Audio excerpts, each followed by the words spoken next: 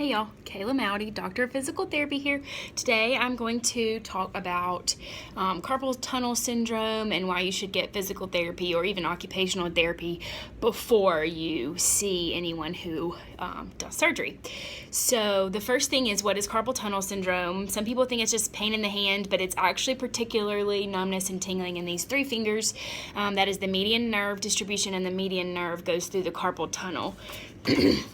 I do have this picture for you. So the carpal tunnel has a nerve and several tendons going through it. So they're the tendons that help you grip. So overuse of the grip can create inflammation in there.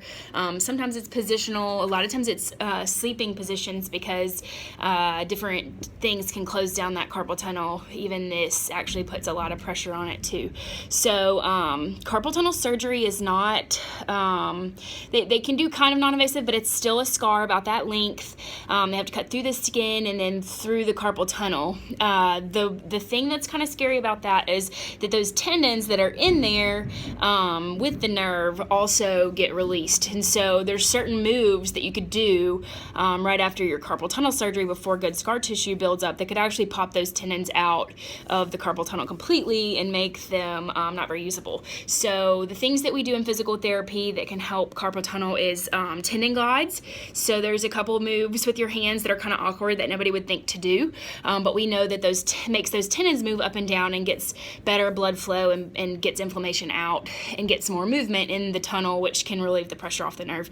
And there's also nerve glides as well.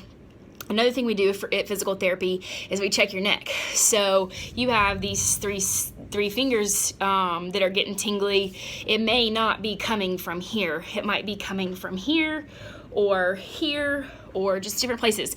So we're gonna actually go up the chain and look at all of the possible things that could be contributing to it, and go ahead and address all of them, not just the one possible place of impingement of the nerve.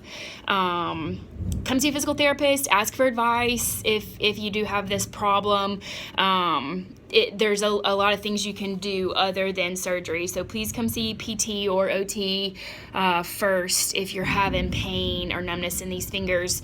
If you're having them in these fingers, that's another problem as well, and that's something we can fix too, possibly called cubital tunnel or student elbow. Hope this is helpful for some people. Again, tendon glides, nerve glides, which is this situation here, is a median nerve glide. And as you can see, it's storming. Have a wonderful Monday. Bye, y'all.